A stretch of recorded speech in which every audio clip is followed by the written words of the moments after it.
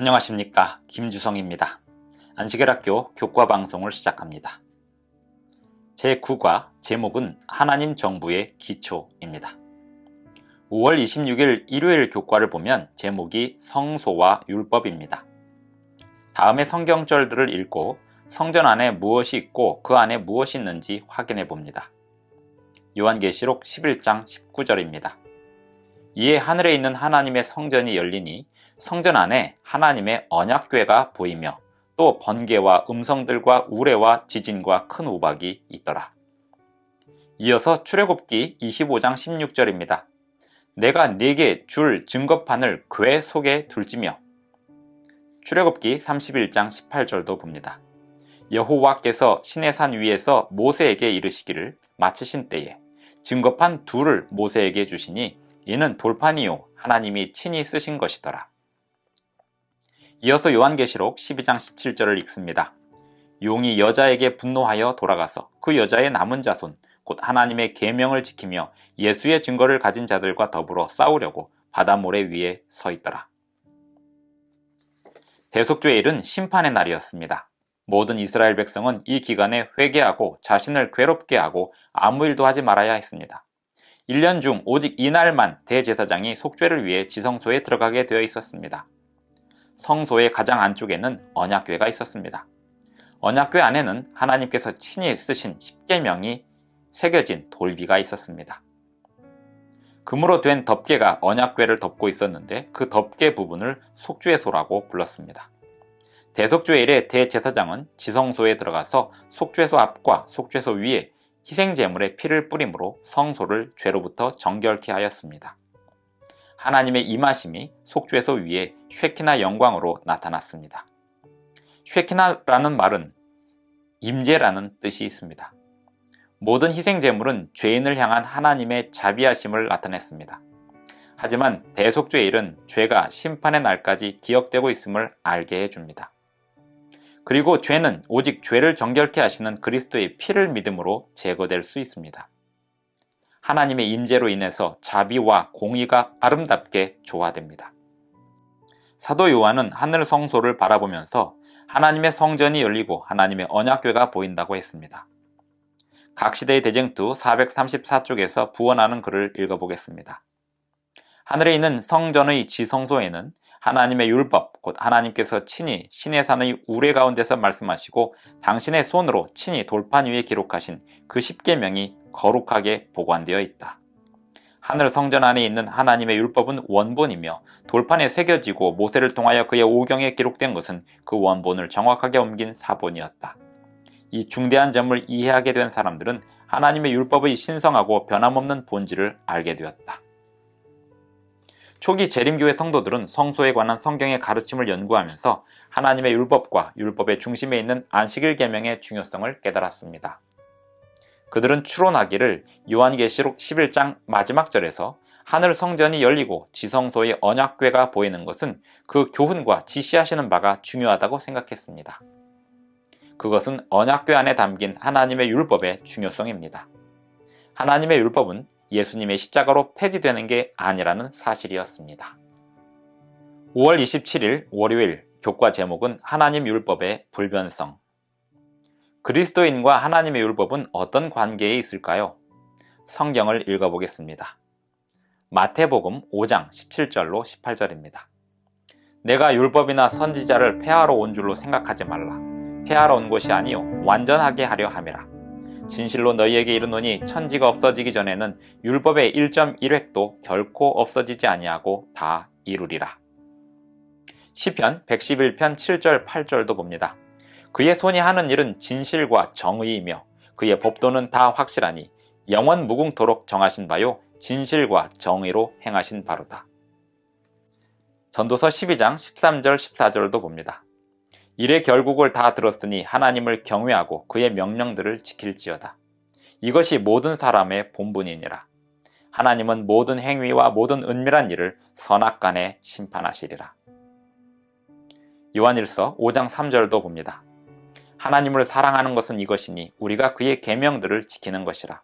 그의 계명들은 무거운 것이 아니로다. 잠언 28장 9절도 봅니다. 사람이 귀를 돌려 율법을 듣지 아니하면 그의 기도도 가증하니라. 재림교회 성도들은 율법의 신성함을 받들었던 개신교 종교 개혁자들의 발자취를 따르고 있습니다. 그 유명한 존 웨슬리가 언급한 다음의 강력한 증언을 읽어보겠습니다. 모세가 이스라엘 자손에게 전한 의식과 의문의 율법, 즉 옛제사와 성전봉사와 관련된 모든 명령과 규례가 포함된 율법은 참으로 우리 주님께서 오셔서 해체하고 완전히 폐지하신 것이다. 그러나 예수님은 십계명에 기록되어 있고 선지자들이 강권한 도덕적 율법은 폐하지 않으셨다. 이 율법의 어떤 부분이라도 폐지하는 것은 그분이 이 땅에 오신 뜻이 아니다.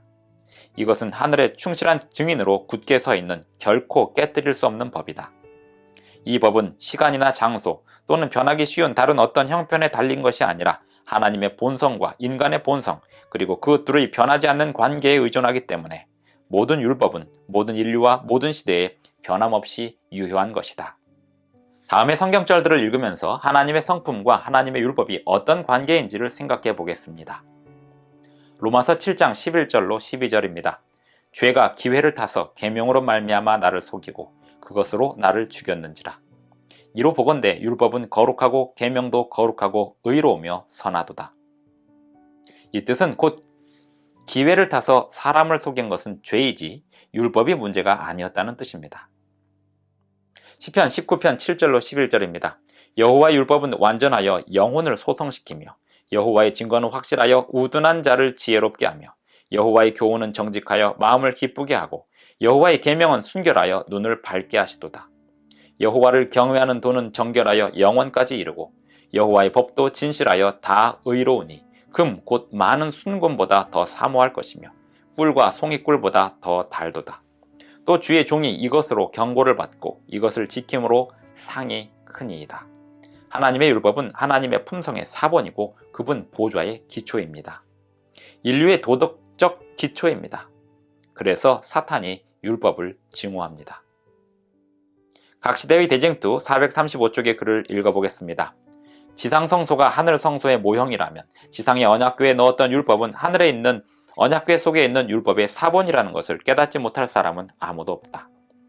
또한 하늘성소에 관한 진리를 받아들이고 믿을 것 같으면 하나님의 율법도 당연히 시인하고 넷째 계명의 안식일도 준수하지 않으면 안 된다는 것은 분명한 일이었다.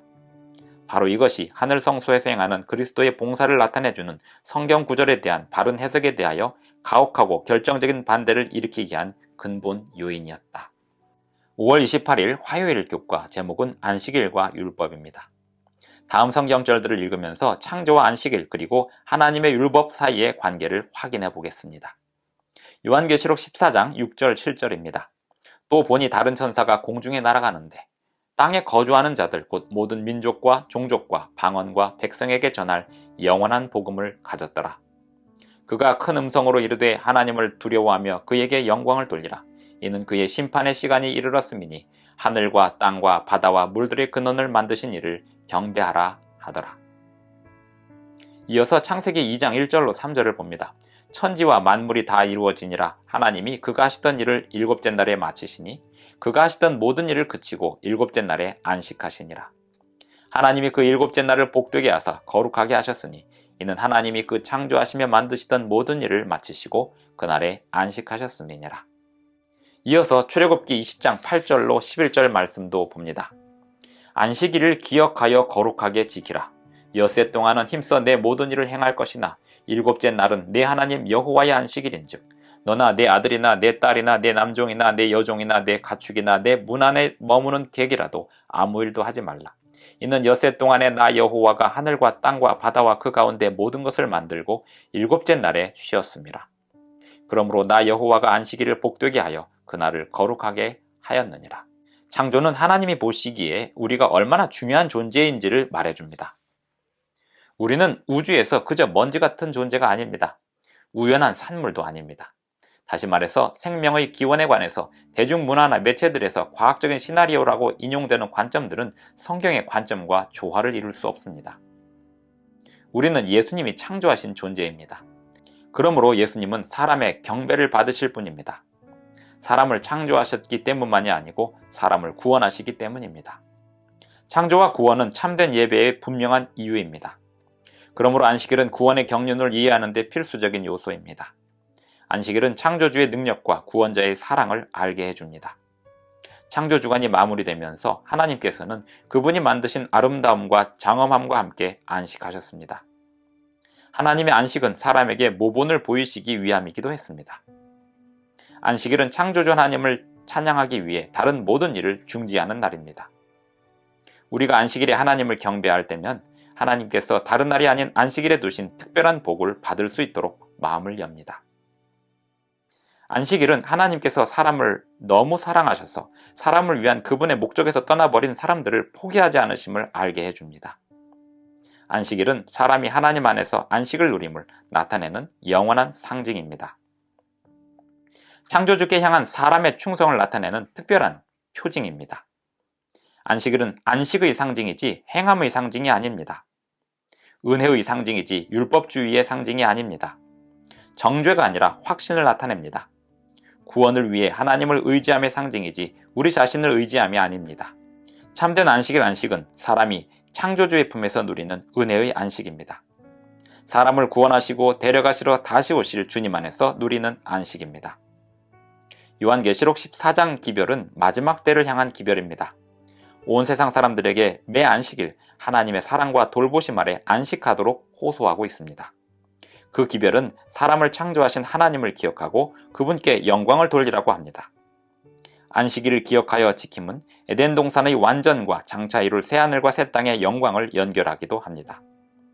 언젠가 에덴 동산의 경이로움이 다시 회복될 것을 말해줍니다. 5월 29일 수요일 교과 제목은 짐승의 표입니다. 성경 요한계시록 12장 12절과 17절을 보겠습니다. 사탄의 분노가 왜 마지막 때의 남은 백성들에게 향하는지도 보겠습니다. 요한계시록 12장 12절입니다. 그러므로 하늘과 그 가운데 거하는 자들은 즐거워하라. 그러나 땅과 바다는 화 있을진저 이는 마귀가 자기의 때가 얼마 남지 않은 줄을 알므로 크게 분내어 너희에게 내려갔음이라 하더라. 이어서 17절입니다. 용이 여자에게 분노하여 돌아가서 그 여자의 남은 자손 곧 하나님의 계명을 지키며 예수의 증거를 가진 자들과 더불어 싸우려고 바다 모래 위에 서 있더라. 요한계시록 12장은 그리스도와 사탄 사이의 대쟁투가 시대를 따라 벌어지는 내용을 간략하게 설명하고 있습니다. 그리고 설명은 사탄이 성도들을 향해 벌이는 최후의 공격에서 절정을 이룹니다. 계시록 13장은 용의 두 대리자들을 소개합니다. 바다에서 올라오는 짐승과 땅에서 올라오는 짐승입니다. 이 두 권세는 하나님의 백성을 향한 전쟁을 위해 힘을 합칩니다. 계시록 13장과 14장의 뚜렷한 대조점을 찾아보시기 바랍니다. 성경절에 나타나는 공통된 주제가 무엇인지도 확인해 보시기 바랍니다. 내용을 보면 창조주를 경배하는 사람들과 다른 대상을 경배하는 사람들 사이에 대조가 나타납니다. 창조주는 경배받으심이 마땅합니다. 그리스도와 사탄 사이의 쟁투는 하늘에서 시작되었는데 예배, 경배가 쟁점이었습니다. 이사야 14장 14절을 보겠습니다. 가장 높은 구름에 올라가 지극히 높은 이와 같아지리라 하는도다. 사탄은 오직 창조주만 받으실 수 있는 경배를 받기 원했습니다. 계시록 13장에 의하면 사탄은 바다에서 나온 짐승의 활동을 통하여 그가 원하는 경배를 받습니다. 다니엘 7장과 비교해보면 이 짐승은 작은 뿔과 같습니다. 때와 법을 바꾸려 하고 예언적 1260일 즉 1260년 동안 그 권세를 휘둘렀습니다. 하나님의 율법 10계명에서 때에 관한 법은 넷째 계명입니다. 이 권세는 교회라는 이름을 가지고 하나님께 드리는 경배를 제7일에서 주일 중 첫째 날로 바꾸려고 시도했습니다. 작은 뿔의 권세, 이 짐승의 권세가 그랬다는 것입니다. 하나님께서 당신 자신의 권세의 표를 제7일 안식일에 두셨습니다. 에스겔 20장 12절입니다. 또 내가 그들을 거룩하게 하는 여호와인 줄 알게 하려고 내 안식일을 주어 그들과 나 사이에 표징을 삼아노라. 따라서 그 경배일 안식일을 바꾸려는 지상권세의 시도는 하나님의 거룩한 권위에 대하여 가능한 한 가장 기초적인 수준에서부터 찬탈하려는 시도입니다. 그러므로 이 점에 대하여 마지막 쟁투는 참된 경배와 거짓 경배가 그 핵심이 될 것입니다. 이러한 이유 때문에 요한계시록은 하나님께 충성하는 백성들을 하나님의 계명을 지키는 자들로 정의합니다. 요한계시록 14장 12절을 보겠습니다. 성도들의 인내가 여기 있나니 그들은 하나님의 계명과 예수에 대한 믿음을 지키는 자니라. 하나님의 계명은 제7일 안식일 계명을 포함하고 있는데 일요일 준수는 없습니다. 거룩한 날 안식일에 하나님을 경배하라는 세천사 기별을 최후까지 받아들이지 않아서 결국에 안식일을 모조한 일요일에 예배하는 자들은 마침내 짐승을 경배하는 자들로 드러나게 되고 짐승의 표를 받게 될 것입니다. 5월 30일 목요일 교과 제목은 세천사의 기별. 요한계시록 14장 7절을 보면 세 천사 중 첫째 천사가 큰 소리로 외칩니다. 하나님을 두려워하며 그에게 영광을 돌리라. 이는 그의 심판의 시간이 이르렀음이니 하늘과 땅과 바다와 물들의 근원을 만드신 이를 경배하라. 하늘의 호소는 심판이 임박해 있는 이때에 우리가 최고의 충성과 진실된 경배를 창조주이신 하나님께 돌리라고 합니다. 두 번째 천사는 선언하기를 무너졌도다 무너졌도다 큰 성 바벨론이여 모든 나라에게 그의 음행으로 말미암아 진노의 포도주를 먹이던 자로다 라고 합니다. 바벨론은 거짓된 예배 체제에 대한 호의를 가지고 첫째 천사의 기별을 거절한 타락하고 변절한 종교 체제를 상징합니다. 그래서 계시록 14장 9절로 11절에서 짐승과 그의 우상에게 경배하지 말도록 경고하고 있는 것입니다. 두 개의 정반대의 선택이 있습니다. 창조주 하나님을 경배할 것인가 아니면 짐승을 경배할 것인가입니다. 지구에 사는 모든 사람은 피할 수 없는 최후의 결정을 해야 합니다. 누가 그들의 충성의 대상이 될 것인가? 예수님인가 아니면 사탄인가? 요한계시록 14장 12절을 보겠습니다. 짐승의 표를 거절하는 사람들의 두 가지 특징이 나옵니다. 이 두 가지 특징이 왜 그렇게 중요한 걸까요? 읽어보겠습니다. 성도들의 인내가 여기 있나니 그들은 하나님의 계명과 예수 믿음을 지키는 자니라. 하나님의 편에는 마지막 시대의 백성들이 하나님께 충성함이 있을 것입니다. 역사상 가장 강력한 반대와 극심한 박해를 견딜 것입니다. 그리스도의 의를 옷 입고 은혜 충만하게 하나님께 충성하는 삶을 살 것입니다. 창조주 하나님 경배는 곧 짐승 경배와 마주서게 됩니다. 그리고 하나님의 계명을 지키며 있을 것입니다. 이 최후의 쟁투는 경배의 중심에서 하나님께 충성할 것인가 아니면 짐승의 권세에 충성할 것인가가 쟁점이 될 것입니다. 그리고 이 선악간의 대쟁투의 중심에는 안식일이 있을 것입니다.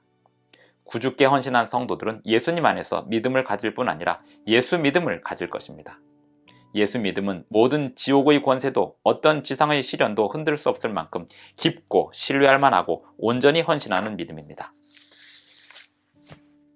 보이지 않아도 믿을 수 있고 설명할 수 없어도 믿을 수 있고 이해할 수 없어도 소망하는 믿음이 예수 믿음입니다.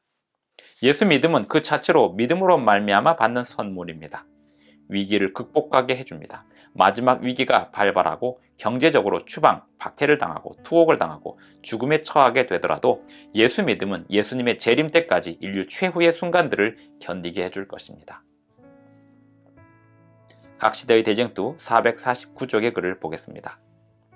그러나 법률로서 일요일 준수를 강요하고 진정한 안식일 준수에 관한 사실이 온 세계에 밝혀질 때에는 하나님의 명령을 어기고 로마교의 명령과 다름이 없는 명령에 순종하는 자들은 이로써 하나님보다 법왕을 높이게 될 것이다.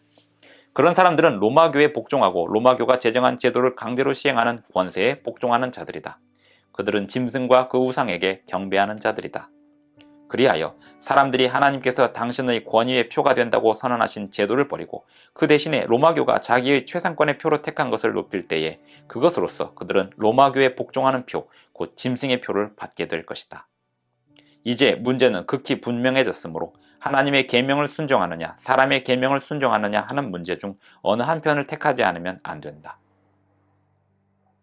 그럼에도 불구하고 하나님의 계명을 계속해서 범하는 자는 짐승의 표를 받게 된다. 우리는 성소에서 하나님 정부의 기초인 율법을 바라보았습니다. 마지막 시대 하나님의 백성들은 하나님의 계명, 율법을 지키며 예수 믿음을 가진 자들로서 판명날 것입니다.